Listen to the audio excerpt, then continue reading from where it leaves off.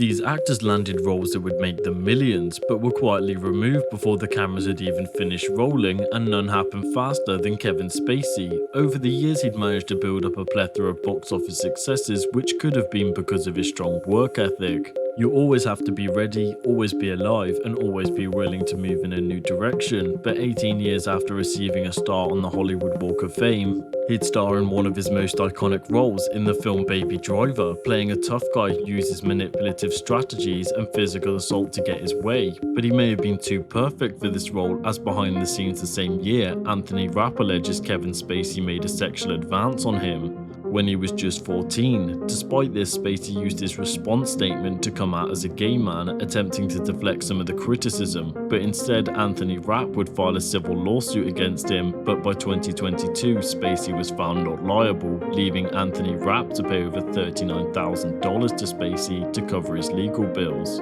which would become a similar story, with over 30 people coming forward with allegations against Spacey over the next few years, with him being found not guilty of over 9 counts of sexual assault. But this wouldn't stop Netflix from dropping him, cancelling his biopic, and director Ridley Scott recasting Kevin Spacey in All the Money in the World. Despite the film's completion, my decision was almost immediate. I said, we need to redo this, costing approximately $10 million in reshoots alone. Luckily, the production company for Transformers wouldn't have this issue, as Megan Fox was fired before the production had even begun.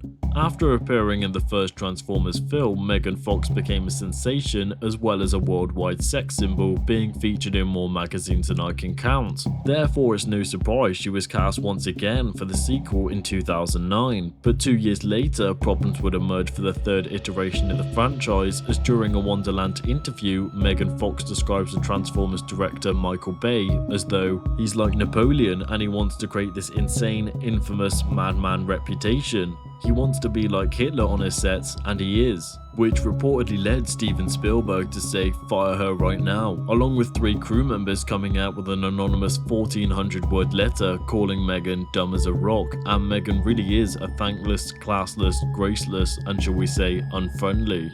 And after the backlash had settled, she'd state in a later interview, all I had to do was apologise and I refused. I was so self-righteous at 23, I couldn't see that it was for the greater good. And the feud would end after she was cast by Michael Bay for the Teenage Mutant Ninja Turtles film. But Megan Fox wouldn't be the only member of the Transformers cast to be fired, but this time on a different production. Shia LaBeouf was cast in Don't Worry Darling, directed by Olivia Wilde, but quickly exhibited poor behaviour and his style clashed with the cast and crew, including Wilde, who ultimately fired him on the basis of her new no asshole policy. Unsurprisingly, LaBeouf denied this narrative. You and I both know the reasons for my exit. I quit your film because your actors and I couldn't find time to rehearse. Also providing a video of Olivia Wilde attempting to persuade him to stay with the project. I feel like I'm not ready to give up on this yet, and I too am heartbroken and I want to figure this out. Which Wilde called out of context, and after Shia LaBeouf said it is what it is, Olivia Wilde would appear on the Stephen Colbert Late Show. Everyone in the end ended up with what they wanted. And this would put an end to the feud, with the film going on to gross $87.6 million in Shia LaBeouf's absence.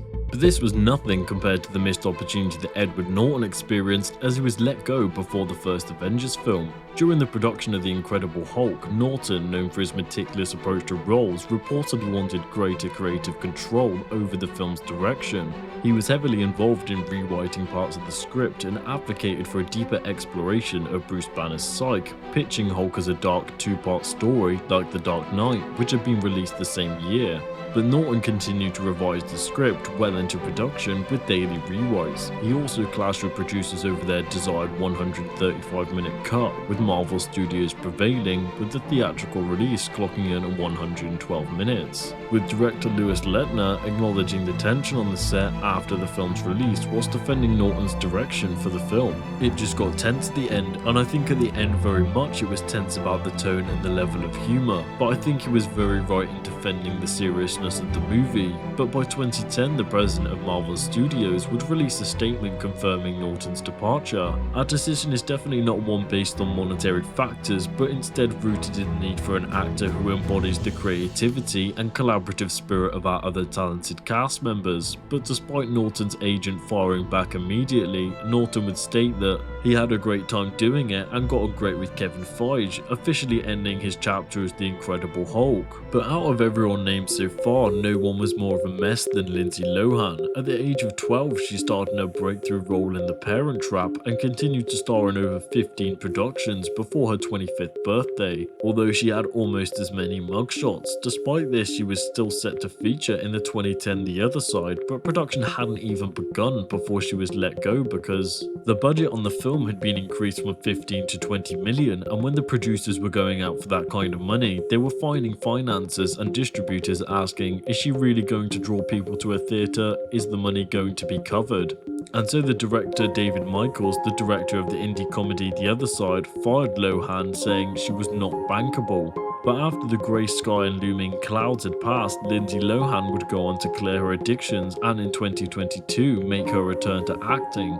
Although Lindsay Lohan was fired from just one production, the same can't be said for Johnny Depp, as he was let go from multiple productions after a release of a series of allegations made by Amber Heard in the Washington Post, claiming Depp had physically and sexually abused Heard on multiple occasions throughout their relationship, usually triggered by his addiction to both alcohol and drugs, ensuing Disney to fire the actor and announce Depp would not return to the 6th installment of Pirates of the Caribbean. This not being the only incident though. Following the Sun's headline calling Depp a wife beater, he would sue but lost the libel lawsuit, causing Warner Bros. To ask Johnny Depp to resign from Fantastic Beasts franchise in a statement reading, "I wish to let you know that I have been asked to resign by Warner Bros. From my role as Grindelwald in Fantastic Beasts, and I have respected and agreed to that request." Following that, stating, "My resolve remains strong and I intend to prove that the allegations against me are false. My life and career will not be defined by this moment in time," in which he did just that, suing Amber Heard for defamation in 2022, which would turn into a 6-week global spectacle. You poured yourself a mega pint of red wine, correct?